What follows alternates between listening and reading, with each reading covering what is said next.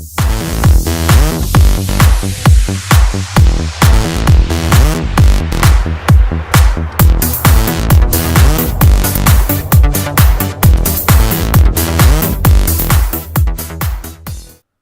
going on, guys? Young Top Gun here, and today I've got an informational video about how to get better in Call of Duty. So before we start this video, if you guys are new to the channel, be sure to hit that subscribe button, and also if you could like this video right now and take 2 seconds out of your day to like the video, it shows your support and lets us know that you guys enjoyed the video. So to get very good at something, you have to practice. This is with Call of Duty, this is with sports, this is with basically anything in life. So, I can give you all the tips in the world about how to be good at Call of Duty, but you guys have to go home and, practice this at home, because without practice, you're not going to get any better. So, basically, I play an hour a day of Call of Duty, or at least try to play an hour a day. Now that I'm out of school, it'll probably be an hour and a half a day, 2 hours a day. And I just really enjoy the game. I enjoy first-person shooters, and I don't have a problem with spending 2 hours out of my day to do something that I really enjoy.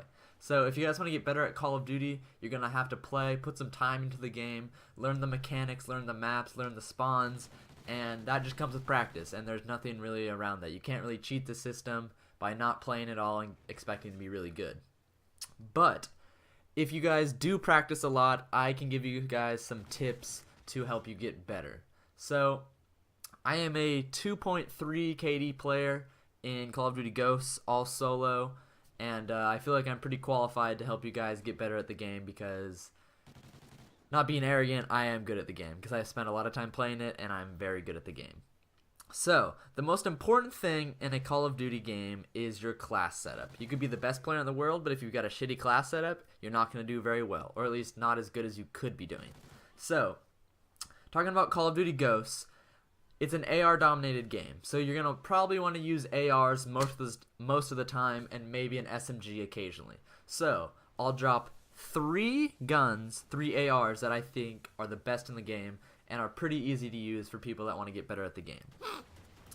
AK-12 Silencer Grip, Remington Red Dot Silencer, Honey Badger Silencer Red Dot. These 3 guns are all very easy to use guns with high range, except for really the Honey Badger.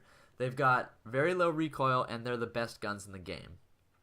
You notice that I have silencers on all of them, and that is because if you're trying to get better at Call of Duty, you don't want to show up as a big red dot on somebody's map, because the better players are going to seek you out based on where they see you on the map and just kick your ass, and that's just how it works. So you need to be using silencers if you want to stay off the radar and have a greater chance of surviving.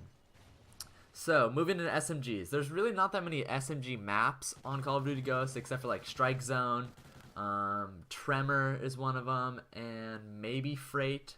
But other than that, it's really an AR-dominated game. But 2 of my favorite SMGs, MTAR-X Grip Long Barrel and the Vector Grip and Long Barrel. These 2 guns are very good. They have high range, and if you put the long barrel on them, it's basically like having an AR with high mobility. And the playstyle you want to be using with an SMG is very fast-paced. You want to be rushing a lot because you're going to want to have the advantage up close over AR players, and the only way to get that advantage is to get into their spawn and get around them so you can be up close to kill them. I'll also hit you guys with an LMG, which is my personal favorite. No, the LMGs are not my personal favorite, but this is my favorite of the LMGs, the M27. LMGs are kind of for noobs. I personally don't like to use them a lot, but the M27 is a laser gun. It's super overpowered, high damage, low recoil, high range, and it's honestly one of the best guns in the game. Just not many people use it because of the slow mobility, and I don't blame them for that. But if you kind of want to sit back and kind of camp a little bit, which I do not recommend, use the M27. So, perks. The perks are also a very important thing in your class loadout, and I'm going to give you guys 3 perks that I use on every single one of my classes. Dead Silence, Focus, Stalker. Starting off with Dead Silence, if you're using a headset, you know how important Dead Silence is, but if, let's say, you don't have a headset and you're just using the stereo through your TV, you're not going to really understand how powerful Dead Silence can be. So basically, if you're running through on a metal surface, people with headsets are going to hear that from all over the map, and they're just going to find your location and they're going to kill you. So using Dead Silence is always important even if you do not have a headset, because that's going to make sure that people can't sound whore you from across the map and just kill you. Having a headset is also very important to being good at Call of Duty, but it's also not like really necessary. Dead Silence and Amplify is basically for people that have headsets. Dead Silence is for everybody if you're using it alone.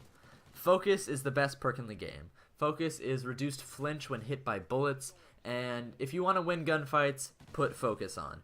Basically, if you're getting shot with bullets, normally your gun would flinch upwards, and you'd be missing a lot more shots than you would be if you were not using Focus.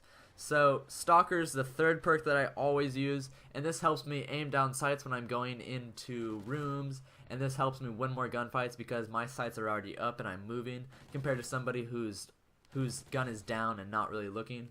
So, using Stalker is one of the most important things on assault rifles and LMGs. SMGs not so much, but you can use them if you're aiming down sights a lot. Kill streaks. I'll give you guys assault kill streaks and support kill streaks, which I recommend for people wanting getting better at Call of Duty. Assault we'll start off with Satcom, Dog, and Trinity Rocket. So 3 kills Satcom, 5 kills for the Dog, and 7 kills for the Trinity Rocket. The Satcom helps you and your teammates by revealing enemies on the minimap, and this just lets you know where the enemies are, which is always a positive thing. The Dog is basically like Martyrdom. It's a little dog that follows you around and kills people who are around you. This is very helpful and normally gets you around 2 to 3 kills. And then the Trinity Rocket at 7, it fires down 3 rockets, and you can probably get around 2 to 3 kills with this thing. And yeah, this is just a good setup of low kill streaks that will get you some easy kills. Moving on to support, Satcom, Ballistic Vest, Oracle. I think this is 4, 5, and maybe 14 kills. But with support, it doesn't matter if you die. The kills just stack up. So I could be going like 4 and 5 and already have a Satcom, even if I've died 5 times. So support, if you want to help your team and you want to get better, definitely use support. It's one of the most powerful kill streaks in the game, like that class is, because it doesn't matter if you die. And if you want to get better at Call of Duty, most likely you're not the most godlike player, so using support can help you and your team do better, which is always important. And finally, we're moving into playstyle.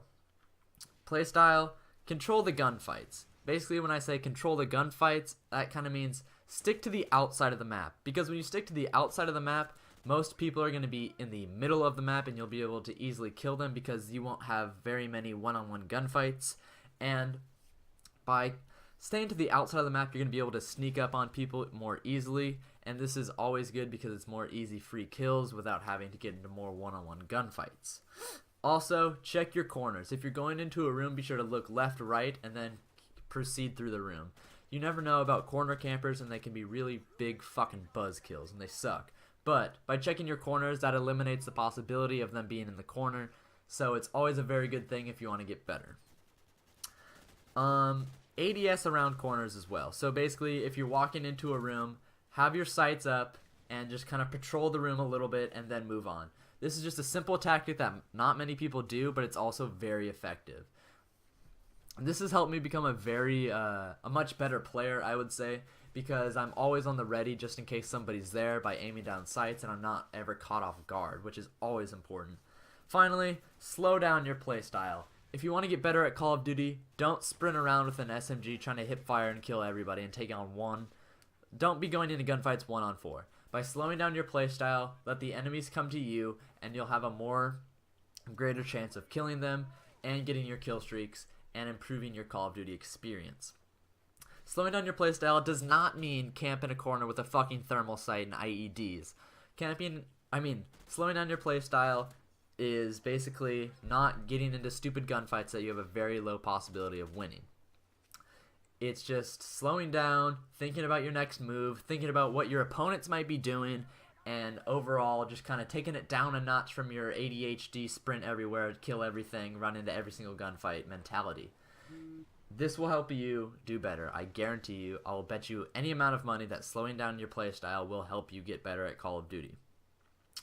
Also, finally, drop shotting, jump shotting. If you have a scuff controller, you know how important it is to drop shot and jump shot. But if you do not have a scuff controller, Drop shotting can be very effective because if you get into a one-on-one gunfight, people are not going to expect you to hit the floor, drop it down low, get on the ground, and kick their ass. Basically, they're expecting you to be eye to eye with them and shooting. This is very important that you guys use jump shots and drop shots because it gives the enemy a change of pace, and they're not ever going to know what to expect from you when you get into a gunfight with them. Alright guys, thank you so much for watching. This has been episode 1 of Tips and Tricks with Young Top Gun regarding Call of Duty.